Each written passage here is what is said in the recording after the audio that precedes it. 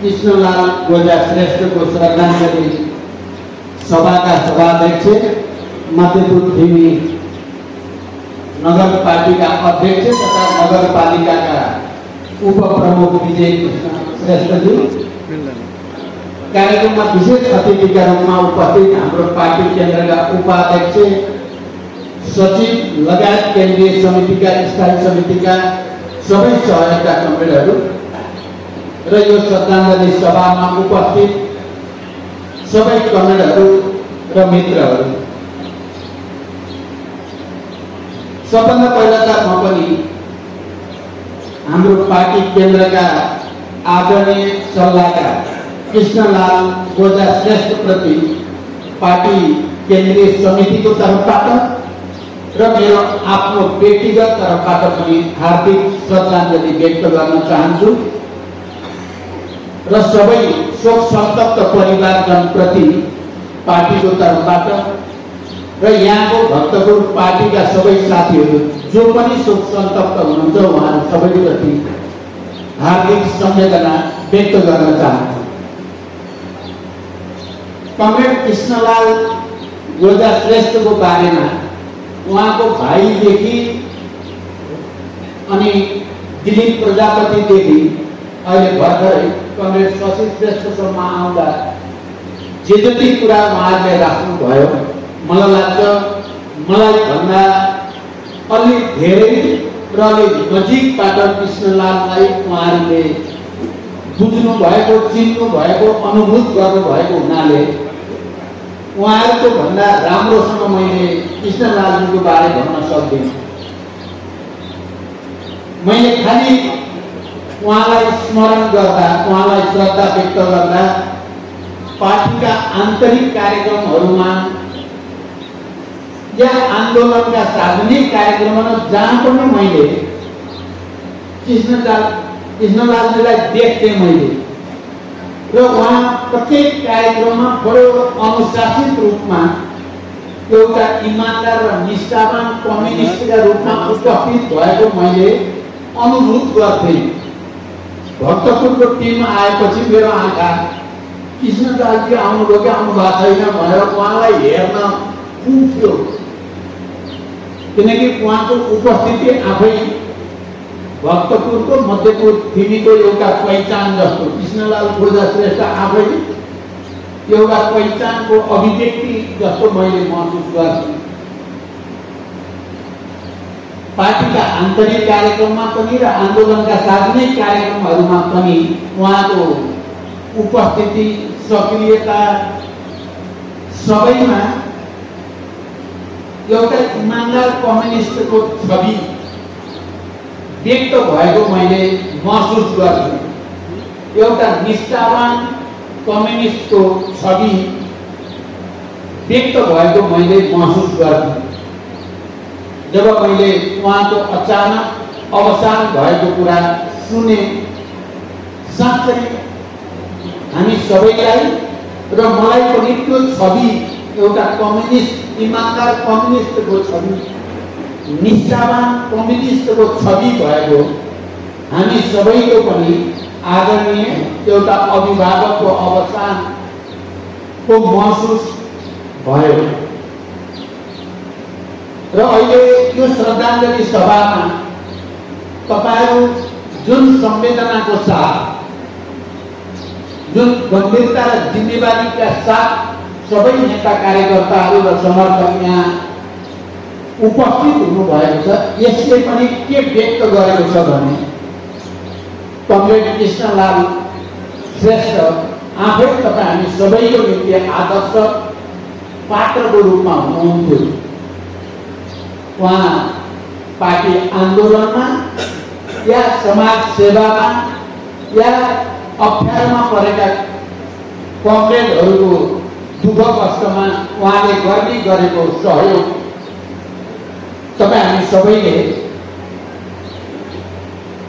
सम्झेको, त्यसलाई सम्मान गरेको र तपाईँहरूको उपस्थिति, तपाईँहरूको संवेदना, तपाईँहरूको धैर्यता देख्दा त्यो सबै नै कृष्णलालजी प्रतिको सम्मानको रूपमा मैले बुझेको छु र म तपाईँहरू सबैलाई पार्टी केन्द्रको तर्फबाट धन्यवाद पनि भन्न चाहन्छु। अघि पूर्व वक्ता कमरेडहरूले भने जस्तै, अझ पछि कमरेड शशि श्रेष्ठले भने जस्तै, आजभोलि पार्टीमा आन्दोलनमा धेरै नै किसिमका विचलनहरू, सैद्धान्तिक राजनीतिक पनि, व्यवहारिक र सांस्कृतिक पनि थुप्रै किसिमका विचलनहरू देखिन्छन्। आजभोलि हामीले जति बेला कम्युनिस्ट पार्टी स्थापना भएर अगाडि जाँदै गर्दा जुन आदर्शको निम्ति र जुन समर्पण भावको साथ त्याग र तपस्याद्वारा जनताको सेवा गर्ने र वर्गको मुक्तिको लागि आफूलाई सम्पूर्ण रूपले समर्पित गर्ने प्रतिबद्धता व्यक्त गरेका थियौँ। तपाईँ सबै हिजो चाहे त्यो जनक्रान्तिको जनयुद्धको बेला होस् या जनआन्दोलनको बेला या विभिन्न वर्ग सङ्घर्षका कार्यक्रमहरूमा हामीले जुन किसिमको समर्पण प्रदर्शन गर्थ्यौँ, आजभोलि त्यसमा धेरै नै खडेरी परेको देखिन्छ। सबैतिर पदको निम्ति, स्वार्थको निम्ति, आफ्नो व्यक्तिगत प्रतिष्ठाको निम्ति मान्छे मछाड गरेको सबैतिर देखिन्छ। हाम्रो पार्टीले, तपाईहरुलाई थाहा छ, गएको केन्द्रीय समितिको बैठकमा यो त बढी नै भयो। हामी हाम्रो विचारप्रति, हाम्रा राजनैतिक मुद्दाप्रति, हाम्रो वर्गप्रति, हाम्रो समुदायप्रति जति नजिकको सम्बन्ध र उनीहरूको मुक्तिका निम्ति समर्पित हुनुपर्ने हो, त्यस्तो भएन। हामी कता कता पार्टी स्वयं पनि एक हदसम्म त्यसमा विचलित भइरहेको छ भन्ने समीक्षा हामीले गर्यौं र यही स्थिति रहनियो भने र यो निरन्तर यही परिस्थिति कायम रह्यो भने कम्युनिस्ट आन्दोलनको भविष्य हामीले हाम्रो वर्गले देखेको सपना अनुसारको हुन सक्दैन। त्यो निकै ठुलो दुर्भाग्यपूर्ण स्थिति हुन सक्छ भनेर नै यथास्थितिबाट पार्टीलाई हामीले फेरि आदर्शतिर, फेरि समर्पणतिर, फेरि वर्गतिर, फेरि समुदायतिर फर्काउने संकल्प हामीले पार्टीको केन्द्रीय समितिको बैठकबाट गर्यौं। मलाई लाग्छ तपाईहरुले धेरै थोर सबैले थाहा पाउनु भएकै होला। केन्द्रीय समितिका हाम्रा सहयोगका कमरेडहरू भक्तपुरका, तपाईहरुले आफै सहभागी भएर प्रत्यक्ष बहसमा भाग नै लिनु भएको छ र त्यही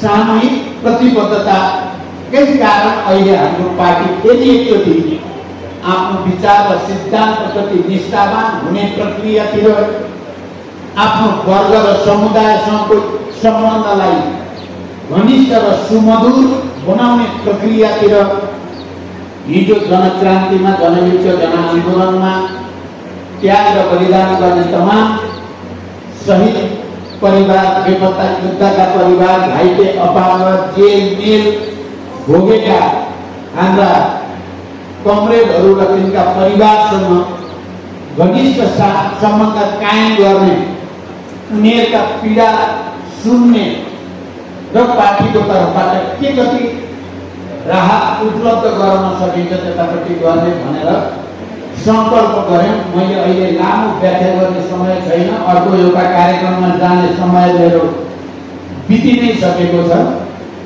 त्यसकारण मलाई लाग्छ तपाईहरुले हेरिराख्नु भएको होला, चाहे हामीले तराई अभियान हो, चाहे मध्य पहाडी अभियान हो, चाहे विभिन्न उत्पीडित जाति र क्षेत्रका मोर्चाहरूको अधिवेशन सम्पन्न गर्ने र उत्पीडित समुदायसँगको अलि टुटेको, अलि कमजोर भएको सम्बन्धलाई सुदृढ गर्ने प्रक्रिया हो।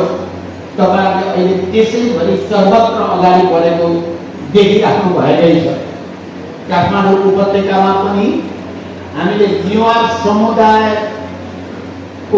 इतिहास, उनीहरूको संस्कृति, परम्परा, उत्पादन प्रक्रिया, जीवन प्रक्रिया सबैबाट समाजवादको खोजी कसरी गर्ने भन्नेतिर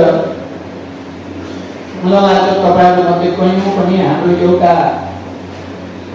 अधिवेशनको तयारी कार्यक्रममा मैले बोलेको छु नेवारहरूकै विषयमा, इतिहासको विषयमा, उत्पादनको विषयमा, संस्कृतिको विषयमा, खानपिनको विषयमा, बाजागाजाको विषयमा र त्यसै भित्रबाट समाजवादको खोजी कसरी गर्ने भन्ने कुरा गरिएको छ।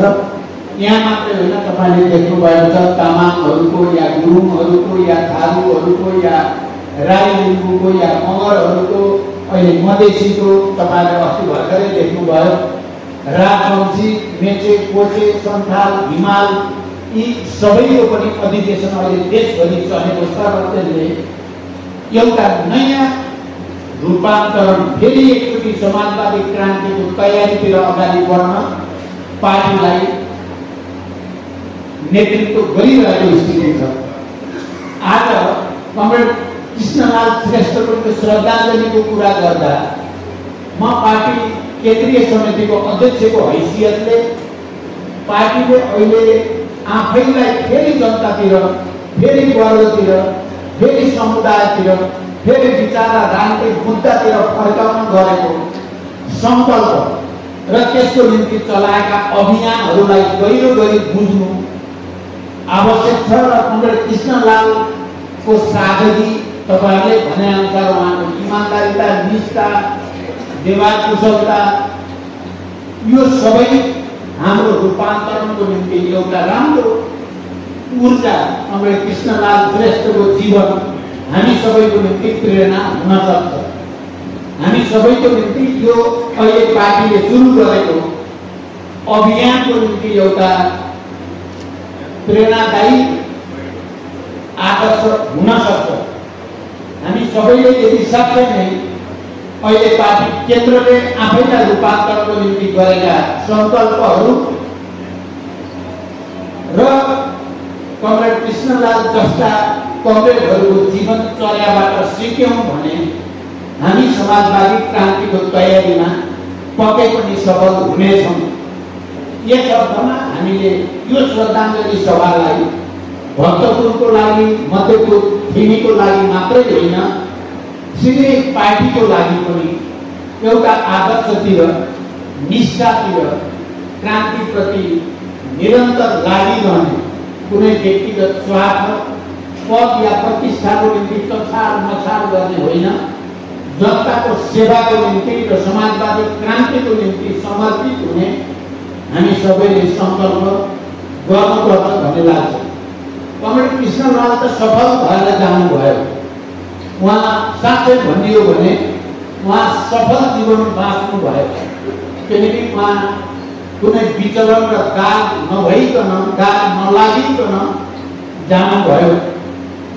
मान्छे जन्मेपछि एकचोटि जानु त सधैँ छ हामी सबै, तर कसरी जाने भन्ने ठुलो कुरा रहेछ। जाँदाखेरि दाग लागेर मान्छेले, समाजले घृणा गर्ने पात्रको रूपमा जाने या सबैले सम्मान गर्ने, प्रेरणा लिने जीवनको रूपमा जाने भन्ने कुरा ठुलो रहेछ। त्यस अर्थमा कमरेड कृष्णलाल श्रेष्ठ चाहिँ उहाँ सफल जीवन जिउनु भयो भन्ने लाग्छ मलाई। र उहाँको मृत्यु पनि भन्ने नै हो भने मलाई मेरो अनुभूति हो यो बडो सहज मृत्यु गर्नुभयो। उहाँ पत्रिका पढ्दा पढ्दै, भरे चढेर ओर्लिँदै एकछिन अगाडिसम्म स्वस्थ रहेको मान्छे एकैछिनमा कसैलाई दुःख नदिइकन, कसैलाई पीडा नदिइकन जानुभयो। अब्जेक्टिभली भन्दा त्यो मृत्यु पनि साँच्चै उहाँको मृत्यु पनि सहज मृत्यु नै वरण गर्नुभयो।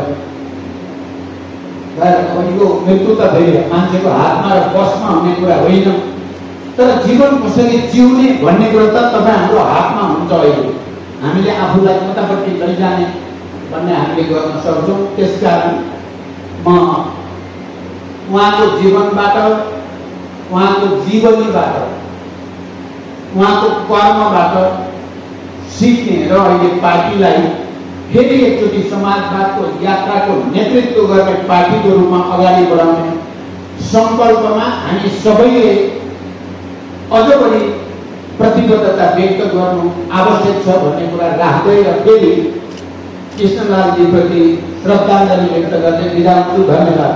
अभिवादन।